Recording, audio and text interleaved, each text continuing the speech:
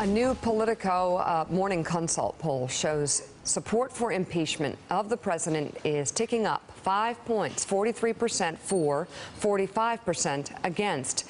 But Steve Kornacki also has polling that shows the president's approval rating on the rise. Steve, tell us about that. Yeah, I mean, it's interesting because on the one hand, I think that the impeachment numbers there tell you a lot about the intensity of the opposition to him. It's not just that Democrats especially are against him. It's that they're really, really against him and in that polarization. But the other thing that's notable is, last week we had a lot of stories about Trump's approval rating falling back into the 30s, and we were asking the question, is this sort of the new norm for him? Is it going to get lower? Are there going to be Republican defections? Well, you see, it did tick up again. Gallup keeps the daily number. It did tick back up into the 40s. And the thing I noticed when I look at this is if you look at the trajectory of the Trump presidency, you see it right there. Basically, the low water mark, he's hit it a couple times there. You can see in the blue there, the low water mark's 35%, and the high water mark for his approval rating during his presidency, 45%. And he's been in the low mid-40s for a little bit of it, too.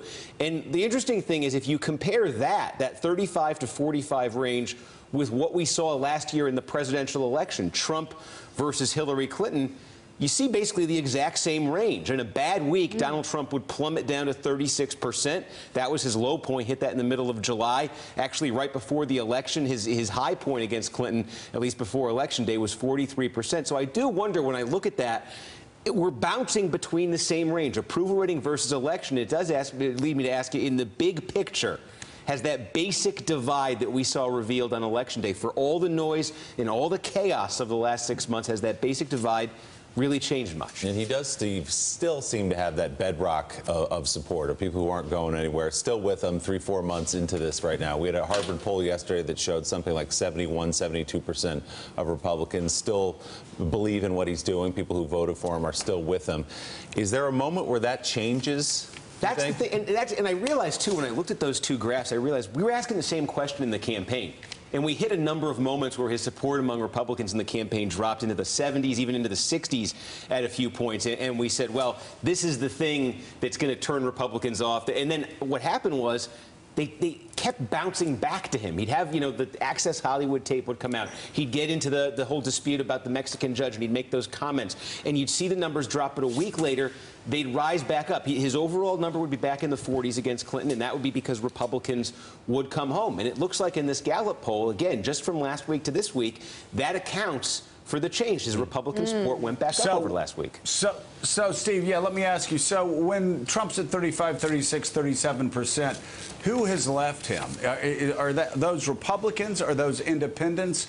Are they the suburban Republicans most likely that have moved away from him when he's at 35, 36, 37%? Yeah, it does look like that it's Republicans, or it's Republican-leaning independent voters. They call themselves independents, but they'll typically vote for Republicans. So it does look like there is a type of soft Republican voter. I can't tell from the Gallup one a more specific profile than that. I will say, when you looked back in the campaign, it looked like the Republicans who really came home to Trump in the end did live in the suburbs, because the Clinton campaign expected, you used to hear them say, there's no way we're going to lose Pennsylvania. Sure, he's going to do well in the rural areas, but we're going to win the Philly suburbs. And basically, he forced a draw there. And Julie Pace, as we've learned all too well, it's important, even as covering the White House, if that's your focus, to keep your eyes on the rest of America and to keep your eyes on the pulse of where people are, especially now, even now. You hear Hillary Clinton talking about why she lost, and there are a lot of reasons why she lost, and some are the points that she's making. The others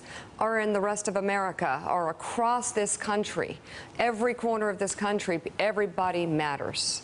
And we've found this as we've gone out and reported around the country since Trump has taken office, as he makes these major decisions, as he engages in some of these controversies like firing Comey, we go out and talk to voters in Ohio, in Iowa, in Florida, and we have found that Trump voters generally have stuck with him. They are still confident that he will be able to follow through on some of these campaign promises. But I think what's really important to remember in these numbers is that whether we're talking about Trump at 35% or we're talking about Trump at 41, 42%, we're talking about a president who's in a pretty weak position politically right now. These are not strong numbers for a president at this stage in his tenure. He's just so early right now. He should still be in something of a honeymoon period.